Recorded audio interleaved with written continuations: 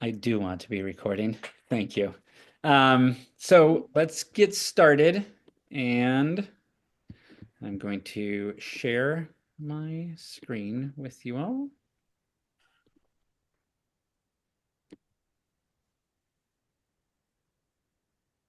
I don't know if I can actually do this. All right. Is that working for everybody? Yeah. Great. Okay. So, um, 2 weeks from today's or 2 weeks in 2 weeks and a couple days is our in-person training.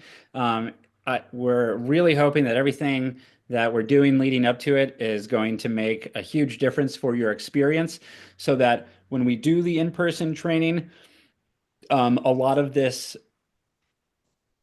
um, a lot of this learning early on comes together and we can really focus on those kind of physical aspects, like what is it like to actually build a garden. So once again, I wrote this and normally I don't read what I write, but I really love how everything went. So I'm just gonna go ahead and go with it. So today's course is basically divided into two sections with a little addendum at the end. The first, we're going to learn how to identify plants. And the second is that we're going to learn about invasive species, some particular species, why it's important to know them and to use your plant ID skills to learn them, and then why we're learning them in the garden context. So the first thing is that it's really silly to say, but there are so many plants out there in the world, and most of us, and unless we grew up with strange hippie parents, we maybe only knew a handful of them. Um, you know, maybe some roses or daffodils, or maybe if we were just naturally inclined toward plants, but most of us don't know plants as something that's part of our lives. Um, in fact, there are so many plants that there are almost 400,000 in the entire world. And uh, botanists are adding about 2,000 new plants to our knowledge each and every year. And that to me is just wild. And, lucky for us, we're not going to try to learn 400,000 plants. In Michigan, we have, according to the most recent surveys from the Michigan Natural Features Inventory, there are 2,794 species. Um, and the cool thing is you're not going to have to learn all of these. For our purposes, um, we're gonna, maybe learn a couple hundred. And if that sounds crazy to you, I hope this plant ID portion of this class really shows you how it's not as crazy as you think. So an interesting thing about the 20 almost 2,800 species is that about 30% of these are not native to Michigan. That's about 800 plant species. Um, so as I said, the majority of these species, both exotic and native, are going to be, mostly irrelevant to what we're learning today, and probably, unless you become a botanist, irrelevant to your life, except in a, maybe a curiosity kind of way. Um, so, as I said, there's a few hundred species that I think you could easily learn.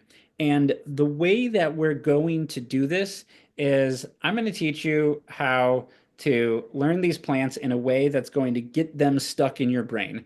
And all I'm going to ask you to do is try to learn 5 plants a week. So before we get into how to do it, I want to talk about what's in a name. Because sorry, let me go. Let me see if I can go back to that. Sometimes I touch the wrong thing.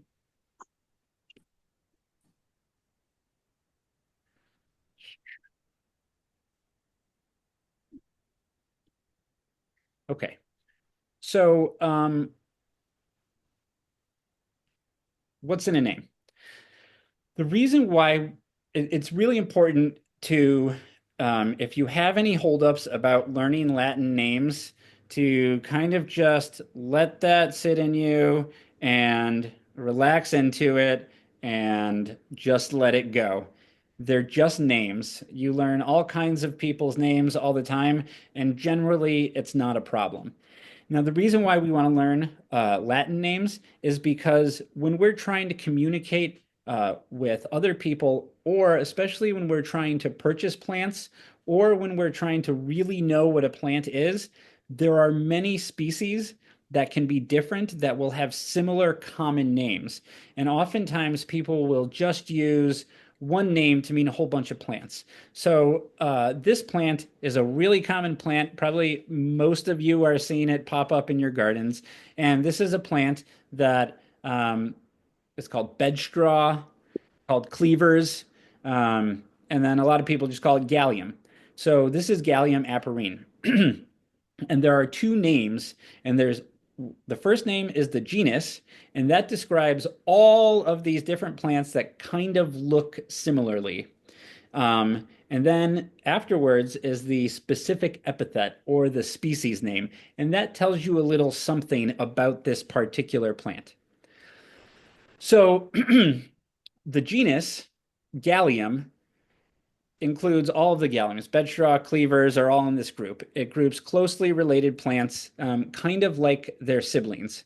So here we have, I believe this is fragrant bedstraw, and then here's another one called like wild white licorice or something. So if you heard something called wild white licorice, you might not have any idea that it was a gallium, but if you looked it up, you could see its scientific name, which I don't happen to know at the moment. So the specific epithet is the second part of the name, and that's only for this particular plant that you are looking at and naming at this moment. Nobody else gets to be called Gallium aparine except this species. Um, so it often describes the plant in some way, but not always. So in this case, it's from the Greek, and I don't know how to pronounce it. It might be like apero, and it means to seize or to lay hold of.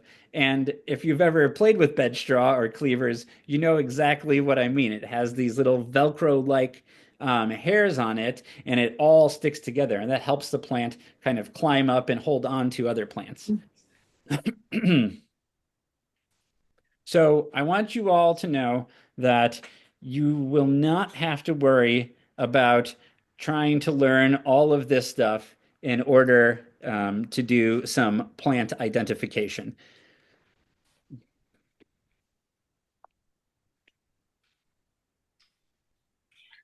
So one question that comes up is like, this may be for a lot of people. Probably none of you are like this, but why do we learn plants at all? And for us, one of the reasons why we want to do it is that we want to be able to turn something that's just a lawn into a garden in the most ecologically appropriate way. And that means we need to be able to know what's out there. Some plants should be removed. Some plants aren't the best plants, but they can stay. They're not going to really make a huge difference, even though they might not be the most ecologically appropriate. And then some plants we want to keep. So in this case, there was some arborvitae, some Thuya occidentalis. There was a big service berry in the back right here, and there were quite a few violets that were crawling up in here. And if you know something about violets, they're basically impossible to kill. So I didn't really have to worry about the violets that were in here when we were preparing this yard because I knew that no matter what I did, the violets would come back up. If there were other things in this yard, I might be like, okay, well, let's think about how we want to go about this in a holistic way. So if you go to a recipient's yard and you see something like this, they may not know that this is a native plant garden already.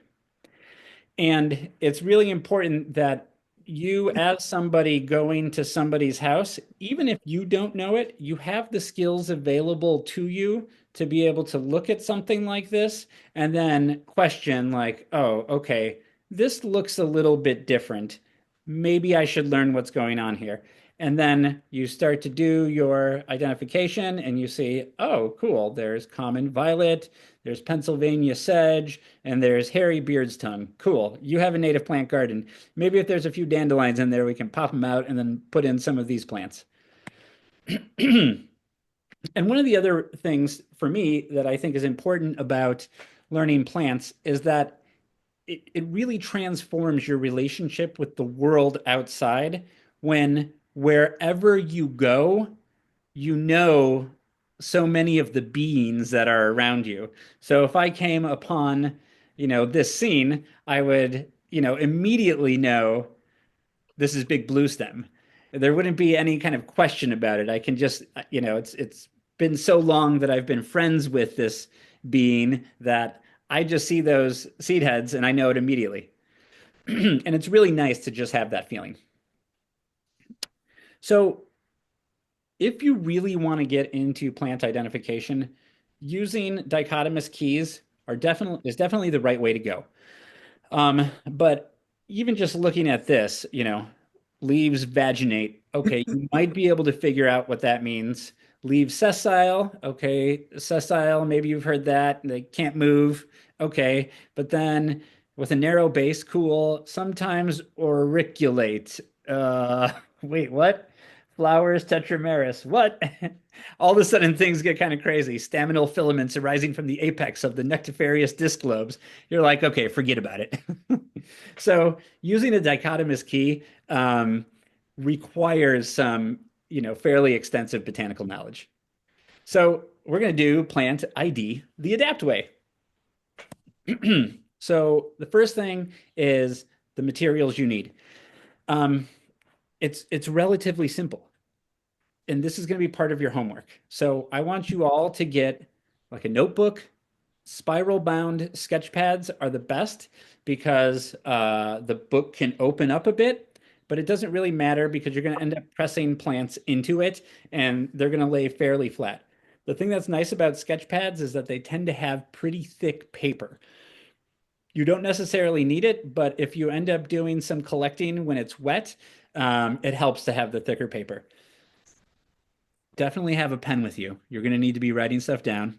Have your phone with a plant ID app loaded onto it. Have some pruning loppers. For this, you can use cheap pruning loppers, but I always recommend everybody get Felco or better. Those pruning loppers that you see right there cost about $60. They are worth every single penny.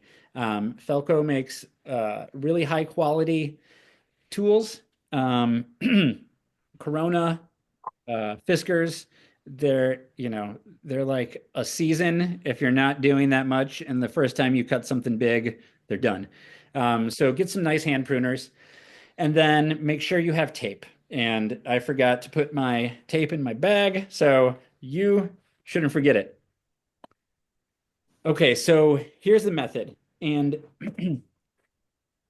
it's stupidly simple, but it's really important to not skip these steps because what happens when we use plant ID apps is that we kind of is what we're doing is we're passively consuming the information. So when you had to use a dichotomous key, you had no choice but to learn a lot of stuff before you even went to the plant.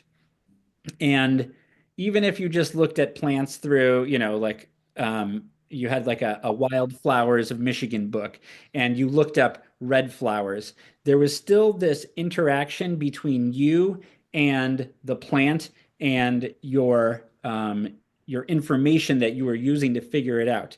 Whereas with the phone, it just kind of tells you. And then you say, okay, red dead nettle, cool, I got it. And then you put your phone away and then you see the plant a couple weeks later and you're like, oh, what was that again? So we want to avoid doing that.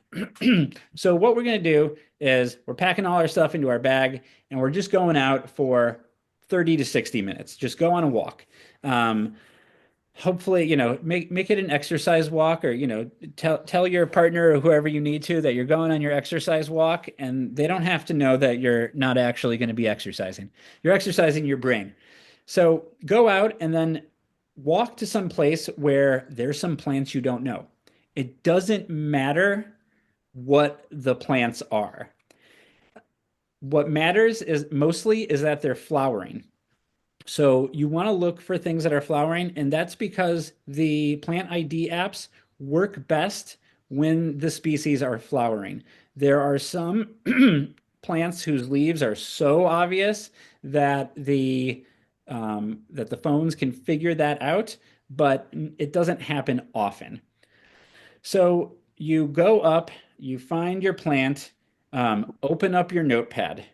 In your notepad, just write some characteristics about where you are, the time of day, what the weather is going to be like, some things that are going to set you in that place and just help you remember a little bit more about where you were. Then take your phone and look at the plant. And so I've been using Seek, and I should have taken the next picture. So it ID'd it as red dead nettle. Now I know that that happens to be red dead nettle, but you'd click on it and then it would say view species or something like that. So then you could view species, and it would tell you that red dead nettle is Lamium purpureum. So write down red dead nettle Lamium purpureum, and you really want to write down that scientific name. Seek also tells you whether it's native or it's introduced. Red dead nettle is introduced, so I wrote that down. And then it also gives a breakdown of the phylogeny of the plant. And the phylogeny is just how this plant is related to all other plants. And so for me, I just kind of want to know what family it's in. So I wrote down mint family because that's the family that it's in. Then I wrote down, so I just kind of took some time to look at the plant. It's really important to just kind of um, get to know it. Look closely at those flowers. You can't see it here, but if you look closely, there's lots of little dots on these flowers. The leaves are soft. The stem is square. There's kind of a strange odor from the plant, and it's kind of spicy and pungent, and it's not particularly pleasant, but it's not horrid. All of these things are good things to write down because what you're doing is you're connecting your senses with the plant, with the information you're writing down. You're maybe making some emotional connection to it. And all of these things are going to help secure the memory of the plant in your head. So after you've written all this stuff down, you grab your trusty Felco 2 pruners and you lop off some of the plant, and then you tape it into your book. And so you can make this as nice as you want, as fancy as you want, or just do a bunch of chicken scratch like me. You could prepare the page ahead of time. But what's important is that you just write these things. Common name, scientific name, whether it's introduced or native. I like to put what family it's in. That if you put the family in, that helps you make connections between this plant and many other plants. I wrote where I collected it, the home office. It was 5 p.m. It was a great day. You know what I didn't put on here that I should have, and you should definitely put on here is the date. Um, you put the date on because that will help you understand um, the flowering period of the plant. If you see, like you collected this on May 1st and next year you collect it on April 20th, you're like, oh, maybe it's been a warm spring. So I wrote some other things, little dots in the flowers, the leaves are soft, there's a strange odor, and there are some square stems. So I taped this into my book. You want to repeat this then. What I say is do 5 plants.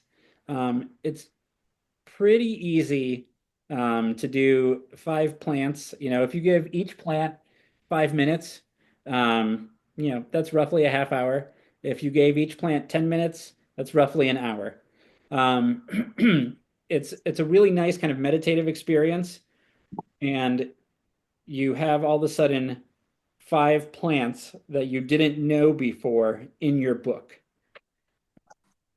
Then in the evening before bed, you're gonna snuggle in and you're gonna take your book and you're gonna go through the plants again.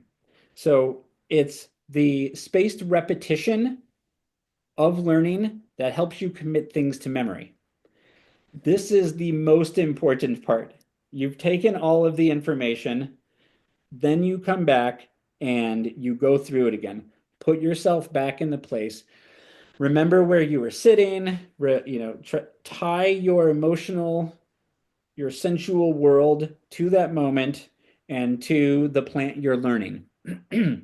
If you want, at this point, and I don't recommend this right before bed, but you can get on your phone and then start looking up some other information about it if you are particularly interested in this. You'd be like, mint family, there's lots of, people make tea out of mint. It has medicinal qualities. What other things could I learn about it? And you could learn that, yes, indeed, red dead nettle is used in a lot of herbal remedies. There's something I neglected to mention, which is over here in this step. Often you'll get an ID, but you might not be sure. And so I always recommend after this part, after you get the ID from your plant ID app, get on Google and search using the scientific name for that plant and make sure that the photos and the description of the plant match what you're actually seeing. Because it could be that, you're looking at some like, and this would only happen if you're in a natural area, say, you might be looking at some rare plant that happens to be somewhat closely related. And if that's the case, you don't want to lop it off. And so, another thing to think about here is that there are a lot you can go out and there are lots of common flowers. Those are safe for you to cut. If you go into a natural area and you're doing some botanizing and you see a flower, if it's the only flower or only one of a few, do not cut it and collect it. You could be looking at a locally rare plant, and your cutting of that flower could mean the difference between that plant reproducing and having another generation and the localized extinction of that plant. So only collect common plants and generally don't collect in natural areas without permission. But, if you're in a natural area and you see the entire understory of a forest loaded with the same plant that has kind of like 2.5, 3 feet tall, and it's loaded with white flowers and it kind of stinks like garlic. You can cut those flowers off. So, um, do any of you guys, I kind of blew through that, but do any of you guys have some questions about plant ID from this perspective? All right. Does it seem like intuitively, um, like that would be a helpful way to go about learning plants? Have many of you had the experience where you've been like using plant ID apps and you just can't remember plants anyway? Yeah. So this is how you can actually take that and then get it in your brain. All right. So now let's go on to. So now we're going to talk about invasive species. Um, Invasive species are somehow uh, a controversial thing in certain quarters. Um, and there is a chance that as a community leader, you will run into um, this aspect of invasive plant species. So, what I'm hoping here is that in our discussion of invasive species, um, you are able to communicate confidently why they aren't ecologically beneficial and why they are actually causing problems. Um, so, first of all, what is an invasive species? And this is really important to just, whatever words you need to use, have something in, have a script in your mind that when you talk about invasive species, you can say the same thing over and over and over without thinking about it. It will save you a lot of effort in describing it to people. So, mostly what I say is something like this. Invasive plants are non-native species who, because of some quirk of their own biology, they're able to rapidly reproduce and outcompete native vegetation in intact ecosystems. And this causes localized plant extinction and drastic changes in ecosystem structure and function. And then I go on to say, and these things are important because without the native plant species, then we start to lose native insects, and then we start to lose birds and reptiles, and we start.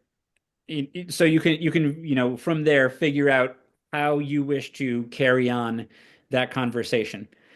Um, so as I said in the notes, in invasive species, I mean, it's incredible how much damage they do. But across the world, they've been a driver in 60% of all plant and animal extinctions. And invasive species have been the only factor, the sole factor in 16% of all species extinctions. So that in and of itself is should be a motivating force for most people in understanding why invasive species are bad. So, one of the reasons that we want to learn invasive species is because we want to use that information in helping us determine where to put a garden at a recipient's house. So, a lot of times, in this is going to be especially important if you go to somebody's house and you don't know them and you're meeting them for the first time, and they may have some idea of where they want the garden to go. And you might go and you'll see, oh, there's some Canada thistle in the grass, or oh, we're really close to a big stand of Phragmites, or oh shit, there's Japanese knotweed. Any of these plants are plants that you wish to avoid at all costs. There is no reason to put a garden on, next to, or near any of these plants because these plants are so aggressive that they will move right in. And there's nothing that you can do as a community leader through Adapt to get rid of these plants. These plants generally require the goutweed, which is right up here, doesn't. This can actually be removed organically, but the rest of these generally need herbicide to be killed, and they need multiple treatments over multiple years. They're also strongly rhizomatous, which means that they have underground roots that move and can move a long distance before the plant pops back up. So if you were to go into a lawn and there was a bunch of Canada thistle and you removed all the lawn and you planted a garden on top of it, within a relatively short period of time, there'd be more Canada thistle coming up than there would be the native plants you put in. And there's no because invasive plants are able to outcompete native vegetation, there's no chance of the native plants getting to a point where they would establish well enough to compete at all with these species. So if there are other plants that you feel are like this, can you put them in the chat and we can add them to our list? So then there are other invasive plant species that you do not want to put a garden in, but as long as you keep a path's width away from them, and this is an actual path and will be well tread, and preferably the bed that has these is hemmed in some way, and the homeowner understands that these are very aggressive invasive species, you can plant a bed close to them, but you don't want to plant in or among these species because they will just completely dominate. We do have a video for the removal of these that you can look at later. So again, are there any other vining or creeping species that you feel you could plant near but not on top of? Oh, Um, no, no, no.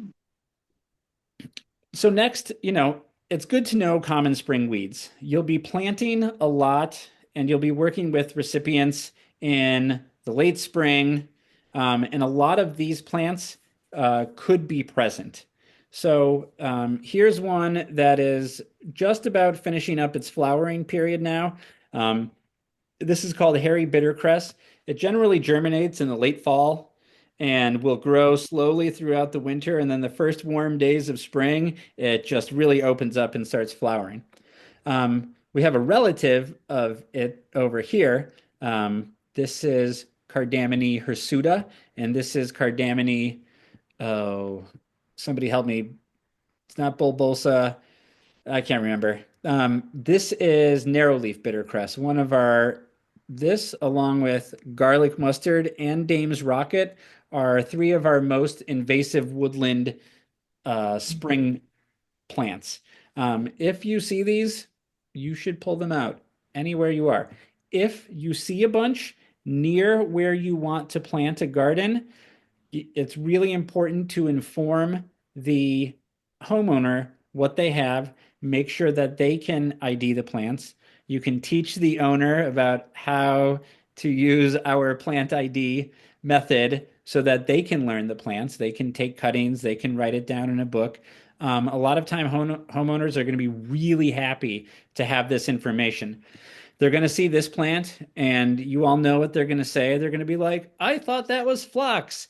And you can point out to them that, oh, this is Dame's rocket. It's a member of the mustard family, and all members of the mustard family have 4 petals on their flower, whereas phlox has 5 petals on its flower. Interestingly enough, all of these plants are members of the mustard family. And just as an aside, and a cool thing that learning plants helps you know, is that all members of the mustard family, whether they are good or not, are edible.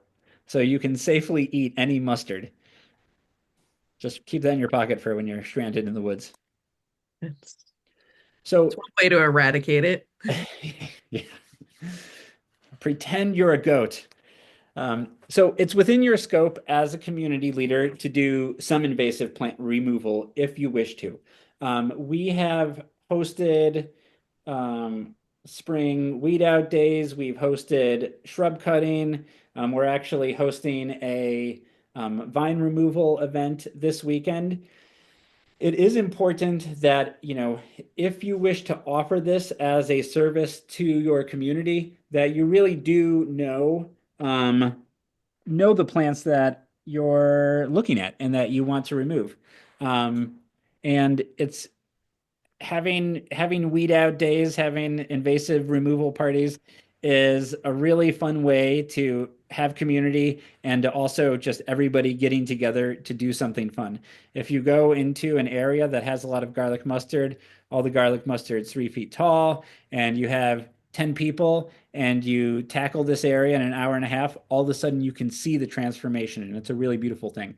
Um, if any of you do wish to do this, you are, as always, not only welcome to contact us, but please contact us so we can help you with any logistics and any information you might need to know. So the easiest removal is spring weeds because you can literally just pull them out of the ground, and that's followed by vines. The vines, there's a method that we generally use, which works well for most species. If you're working with a sandy to loamy soil, when you get into clay, removing vines is really difficult. As I said before, the rhizomatous perennial invasive species should be handled by paid contractors. So we do have on our website for each community that we have community leaders in, we do have I believe like the local resources page has lists of contractors who will do invasive species removal, and you can point your recipients toward those contractors who can come and, you know, cut the Japanese knotweed and remove it properly, do the spraying in the fall. So let's take a moment for a deep breath. Does anybody have any questions about that? Does it all seem to make sense? Cool. Um, I've been thinking about it for a while, so it makes me feel good that it does make sense. So the next part I'd like to talk about is just, I wanted to include some kind of philosophy in each of these, and this one's kind of the hardest because it's very similar to last week, and it's just taking like a slightly different point of view. So the slides I actually had, I was kind of going through them and just thinking like, you know what? Everything that was said last week was is completely appropriate for this week. So it's about difficult people. And, obviously the reason why this is important I feel it's important to share with you is that, hi, Tess. A lot of you may be going into situations in which you're meeting with people that you've never met. And I think, an important part of building community is doing that and kind of getting out there and in a sense, kind of, I don't want to say you're putting it on the line, but you're really putting yourself in kind of a vulnerable and slightly uncomfortable situation, unless you're, extremely gregarious and extroverted. But even for me, when I first started this, those first few were just like difficult. I'm not the least bit of a shy person, but I was still nervous going to people's houses. But I did get used to it, and it became a really fun and fulfilling aspect. And it really became the thing that for me was kind of the motivating force for doing this, was meeting a lot of people. And now, I mean, it's wild. It's hard for me to go anywhere in Ann Arbor without running into somebody that I know through this, which is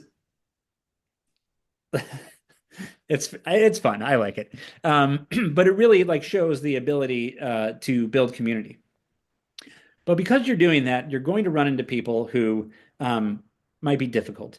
And one thing that I like to think is that oftentimes difficult people are really just different people, and we don't vibe with their something about them.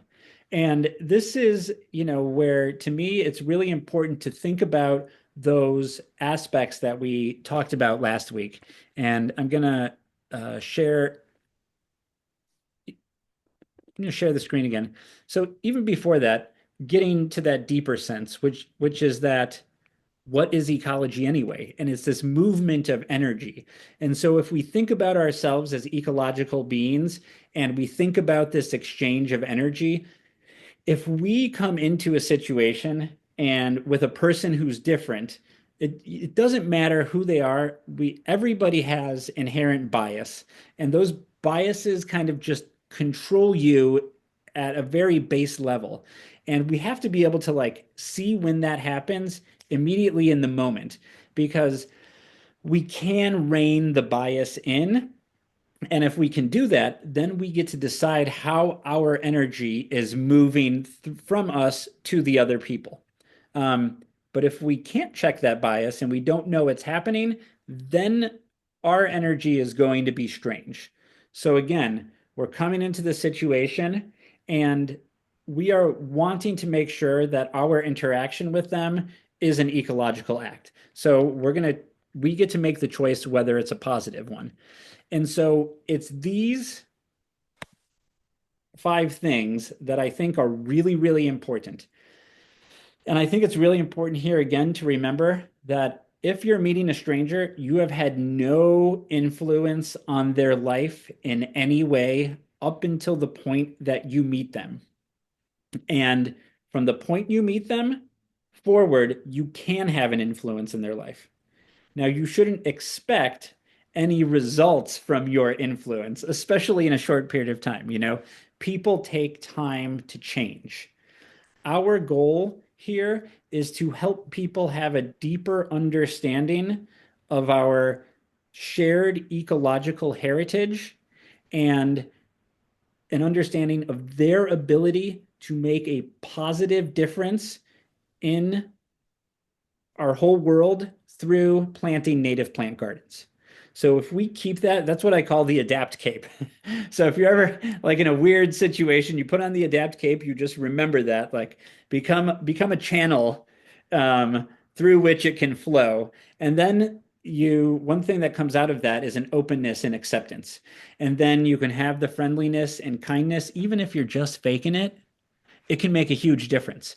And some people are gruff and they start off and they're just like rah, rah, rah. And then over the course of an hour, you can see them change drastically.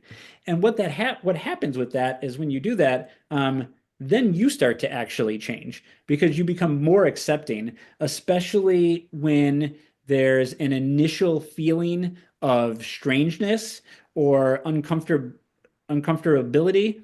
And you can see that just being open and present with a person can often cause them to soften. So, again, you have the power to design a singularly positive experience. And this goes for adapt because it's something, it's so important to me that like we don't think about adapt as something that we're just putting native plants into the world, but we're really trying to help people become ecologically aware. And that also means that we understand that we are all in it together. We are part of the flow of ecology. And there's no actual difference between any of us and the person that we could think is the most different from us. There's basically no difference. If you looked at one gallium and another gallium, would you think they were different? Probably not. Just the same, if the gallium's looking at us, it's like, you're all the same. So if we can tap into that aspect from an ecological point of view, we can really open up. So that leads to another thing naturally, which is if somebody is actually physically, emotionally, verbally violent, there's a really fantastic word that I wish to empower you all to use liberally as needed, and that's no. And it is okay to say no to somebody. If something's happening and you don't feel good, you just say, no, no thanks. Mm-mm. No, I don't feel good about that. You know, and then even a step further than that, if you feel like really uncomfortable, you don't even have to say anything. You can just grab your stuff and leave. You don't owe anybody anything in any way. If kindness can be a part of it and you feel like that's something that the person can accept, then great. Try to leave a situation with kindness and care. But if you can't, there's no reason to stick around in a situation in which you are feeling, especially if you feel like your physical integrity is the least bit endangered, just get out. It doesn't matter. Um, that is a way of treating yourself as an ecological being. You know that you need that your energy in the world, your positivity emanates from you being a good, solid, grounded person. And if you're not, if there's something that's impeding upon that, you can't be that. So, um, if somebody calls us and they're like, this person came to my house and they were like, blah, blah, blah, blah, blah, blah, blah, and we'd be like, you sound like a really angry, cantankerous person. Okay, thank you. Thank you for sharing that with us. We'll check in with them and then we'll check in with you and you'll be like, that was a terrible situation. That said, if a terrible situation actually does happen, make sure that you contact us immediately. Rachel, I always say this, but as far as I know, there has never been a bad situation, has there? Have you gotten any feedback ever?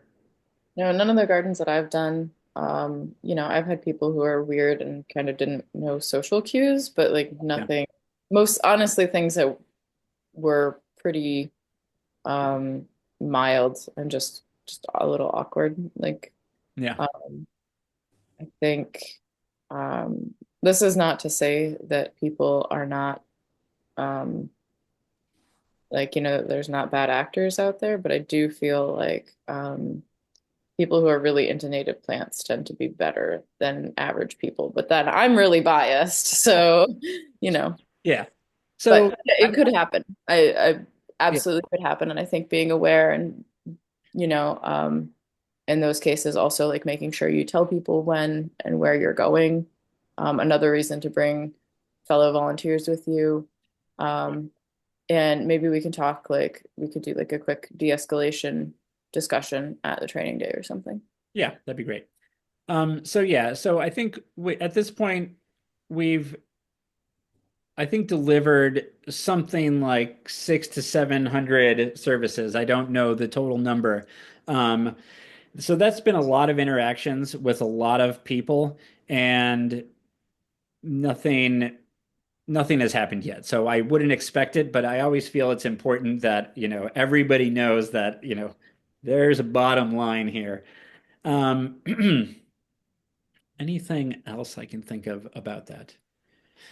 So, I think this is really important. I always hope that when I'm doing this, I tend to come from,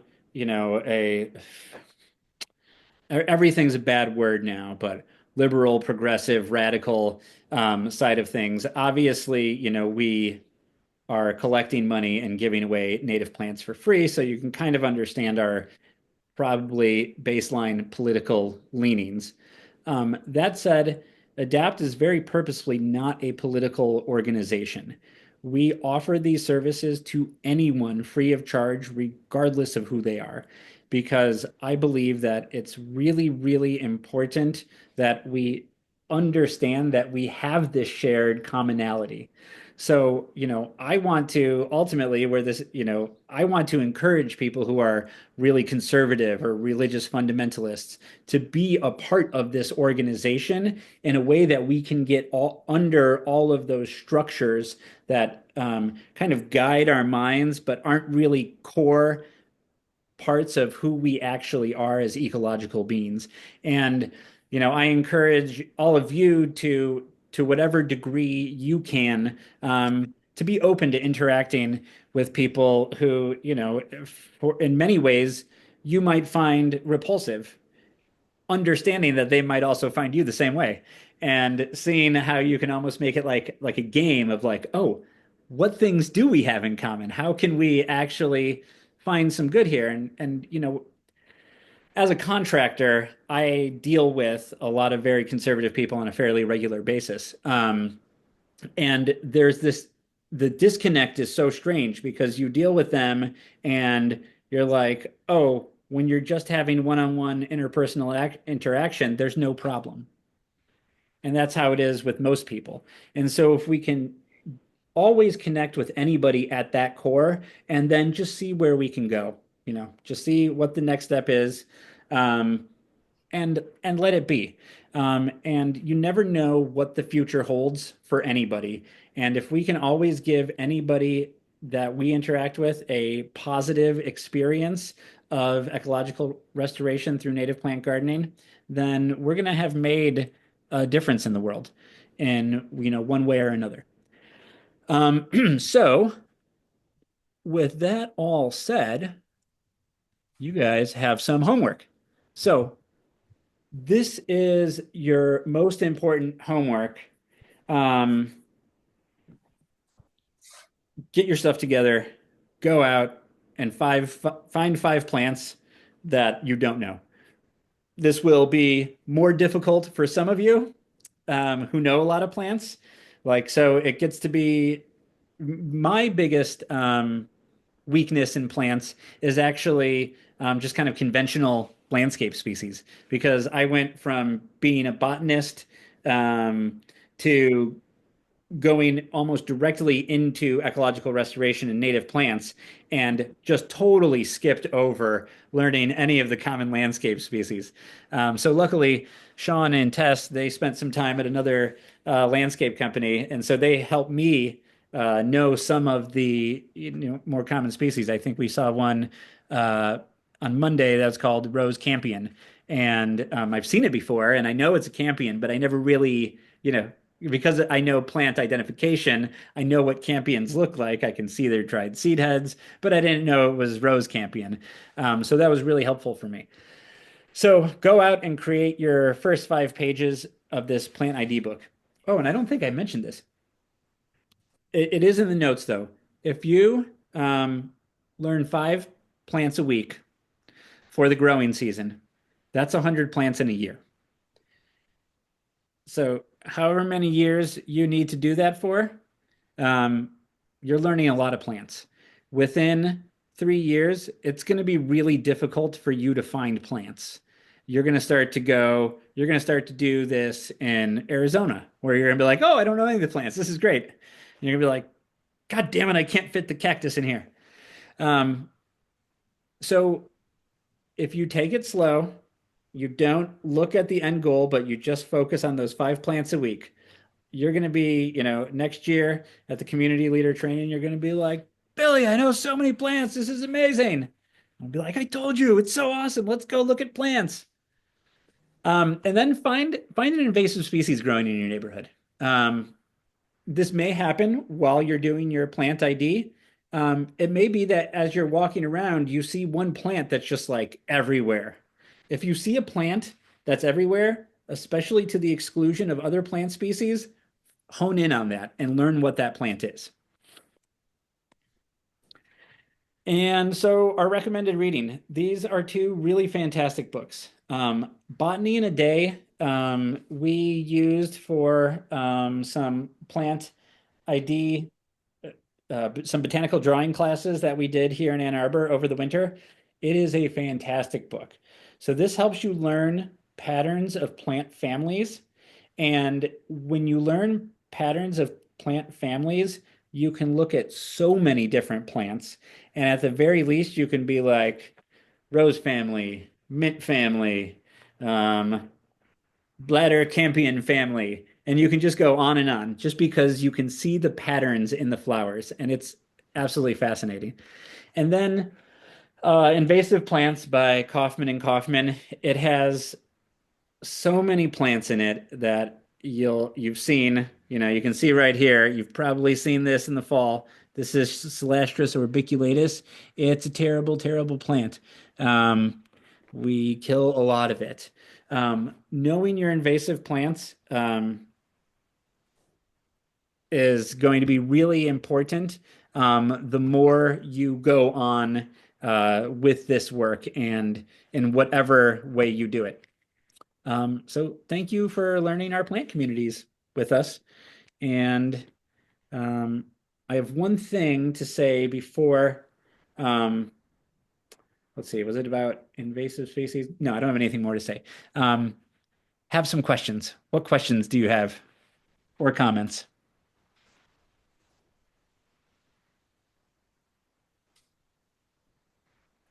Was anything written in the chat? I didn't look at it. Okay.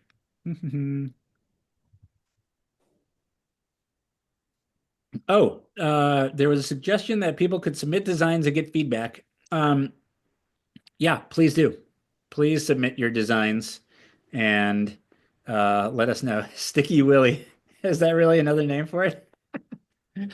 Um, Jennifer, you can always be late if you're in the garden. Um, oh yeah, so Kelly brings up a really great point, which is that Seek is part of iNaturalist. And the iNaturalist app is truly amazing because there's people who are just like, you can, if you have a question about a plant and you can't ID it, then it goes to a community of people who know plant identification really well, and you can often get a positive ID on it that way.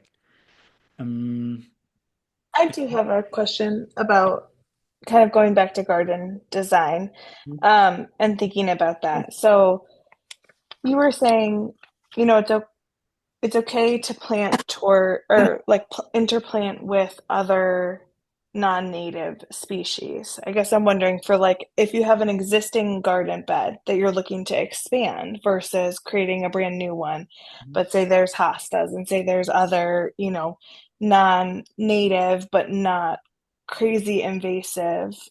Is it okay to like use that space? What's your take on that? Absolutely. Yeah. And the same design principles apply.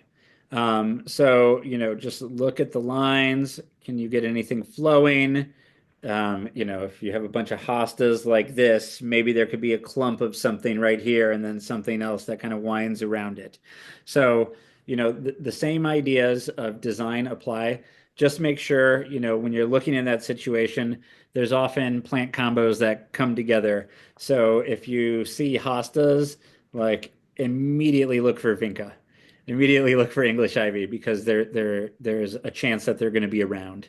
Or, if you see a plant, it's like, are there really? It just started raining. You were right, Sean. It is raining.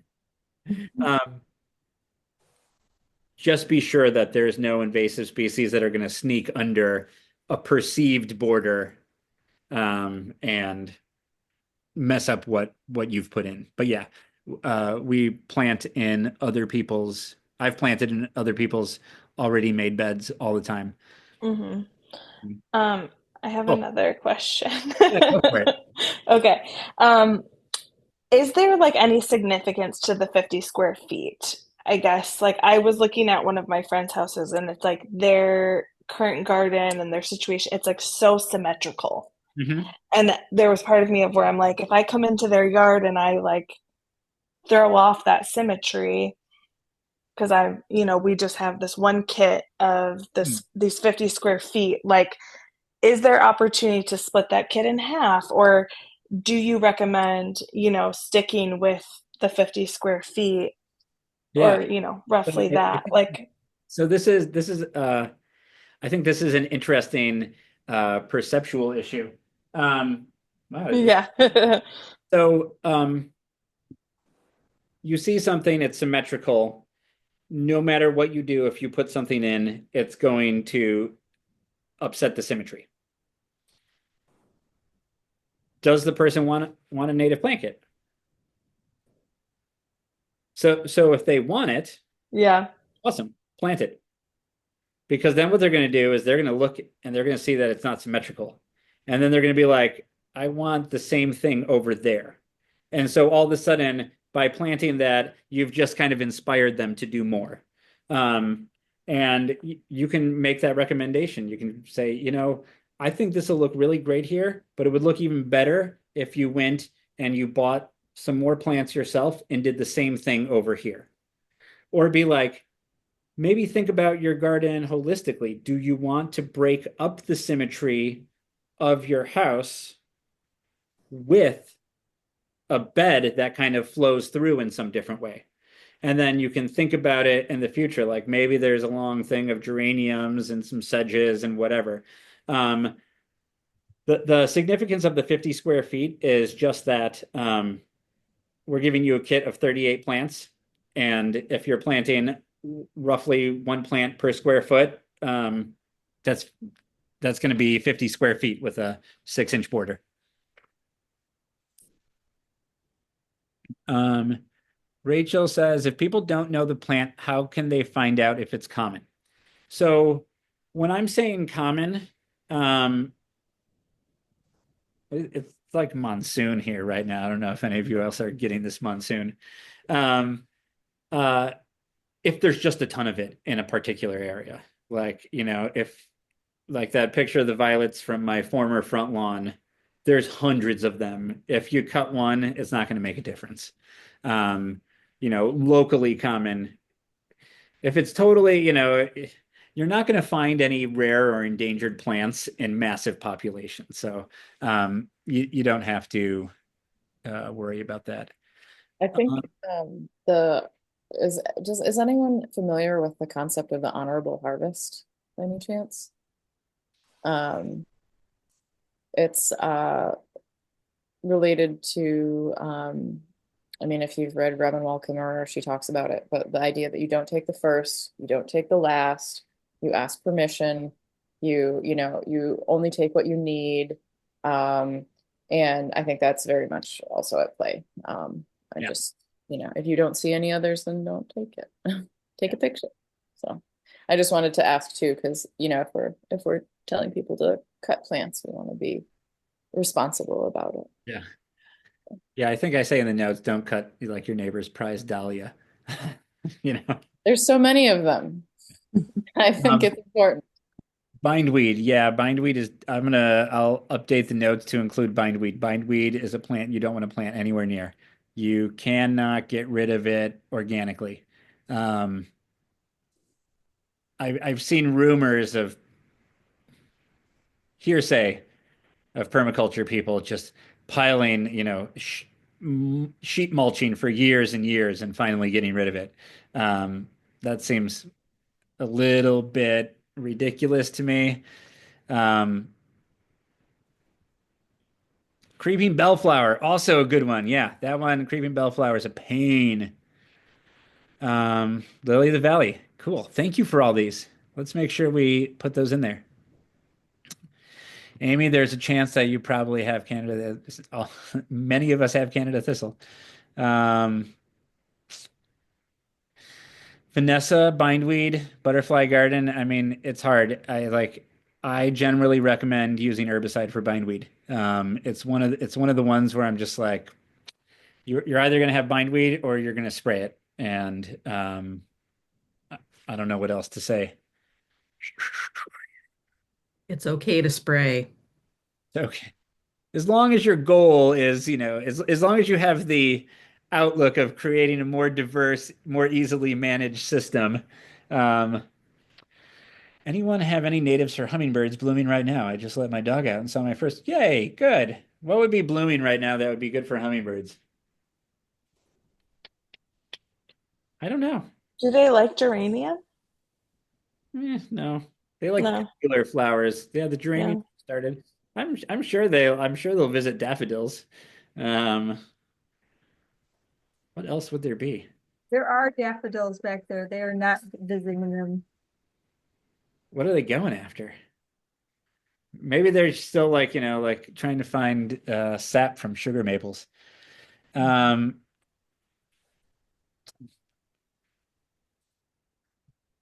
so Lisa says she paints the leaves of bindweed with Roundup. Yeah. That's so oftentimes what I'd recommend if somebody really wanted to get a native plant garden started and this so there are some crazy things you can do. If you like say somebody has a big bindweed problem, and you would do like one spraying. The bindweed, you would need to do multiple, but after one, you'd brown out a lot, and then you could plant native grasses, and then you could use lawn care chemicals, and you can when the weeds come up, you're already getting your native grasses established. You can spray those broadleaf specific herbicides. Obviously, you're running into some issues here because you're attracting the native insects and then you're spraying them with some of these harsher chemicals. But then, you're already getting the soil more well established for other natives. You're creating competition against the bindweed or some of these other plants. And then you can do these treatments where then you kill all the other broadleafs and then you can plant your own, wildflowers and other things into it. Columbine will soon be blooming. All right. Any other questions? Are there any suggestions? Is there any feedback? I always feel strange in these situations when I'm not surrounded by a group of people and we can just kind of chat afterwards. Um, Anybody have anything good for dinner? or are you all just waiting for dinner? Can I just, for Vanessa, you mentioned you need to treat this bindweed at your school garden. You could see if they have an integrated pest management plan. So I know that they're supposed to have it. I just heard that they usually don't, but I don't know. Maybe. Yeah. William, you have any insight on that? No, generally I think most schools are anti-herbicide, um, and um, for good reason, somewhat. Um, Yeah, yeah, they had the bindweed treated by the service last year, and all these new ones are coming up, and I'm like, I told you guys. yeah, yeah. It needs to be, especially if it gets treated, and then the biggest. So there's like a huge, and I've talked with Ashley about this, um, which is that I actually. I generally don't recommend adapt for school related activities unless the school has a committed curriculum to native plants and ecology that involves summertime, like regular summertime involvement. Because the summertime is brutal, and especially with, like, there's a lot of like school gardens that for vegetables, and they're like, I don't even know what's the point of having vegetables if you're not there, you know June, July, and August. And with a lot of native plants, especially the ones that are in full sun, that's when you're getting your bumper crop. That's when it looks the best, and the kids don't get to enjoy it. But if there's a curriculum built around it, then you can start to make sure that teachers are out there, and then you develop a culture of care about it, that can be woven through both, within the curriculum and then also the culture of the school. Okay, I was just hoping somebody might have, another idea. Yeah, no, kill it all, start over.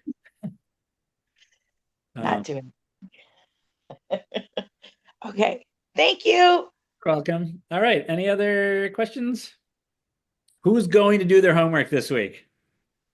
I'll even do it. I'll even do it. Okay, so let's all do our homework, and then uh, maybe everybody can just write us an email. This is perfect for this. Write us an email about the 5 species you found, and this is good because one of the things that we've always asked of our community leaders, which just never happens, is after it doesn't never. Kelly does a great job of this, so hopefully she'll be an inspiration for everybody, which is that we want you to take pictures with your recipients, whether you're giving away a kit or planting a garden. Take a picture of the garden and encourage your recipients to also take photos and then send them to us so that we can, essentially show the people who are allowing us to do this, that all of our donors, that, hey, look, we have actually gotten another 200 gardens out there in the world. Here are 200 pictures of those gardens. Thank you so much for these donations. Without your donations, these gardens wouldn't be there. If you give more, we'll plant 300 gardens next year. So get used to writing to us. Rachel and I are both pretty nice. Rachel's the one who will respond. She'll respond to your 200 emails. Problem is I'm learning from you, Billy. It's terrible. I actually though, I do want to say that maybe we can make a folder in the Google Doc where if people want to upload designs, and we can have, I'll give people like edit access, and if you want to talk, like That sounds kind great. of create a space where people can talk about designs, and if other people have comments, if people are comfortable with that, like, you don't have to.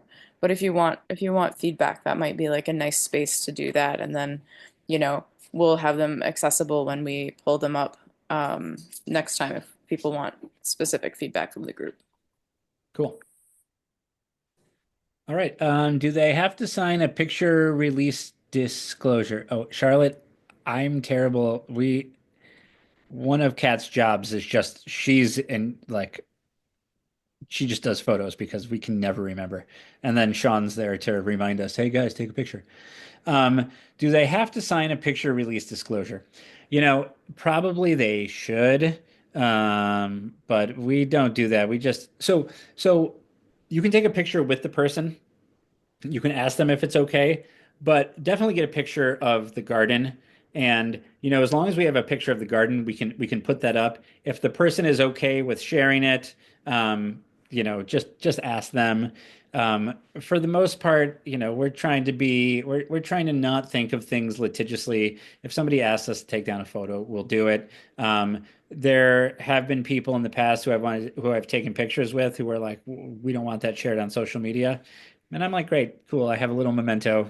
I'm happy to be with them. And I like, flipping through my phone and, many years later, be like, oh, I remember them. They were cool. So yeah. All right. Cool. Well, I hope you all have a beautiful Thursday evening, and I look forward to seeing you all next week. And we are super excited about the in-person training. Hopefully, it doesn't rain like this on that day. Remember that if it does, we're still going to be planting, so make sure that, regardless of what the weather is, you are prepared for it. All right. You all have a lovely evening. Thank Thank you. you. You as well. Thank you. Mm-mm-mm-mm.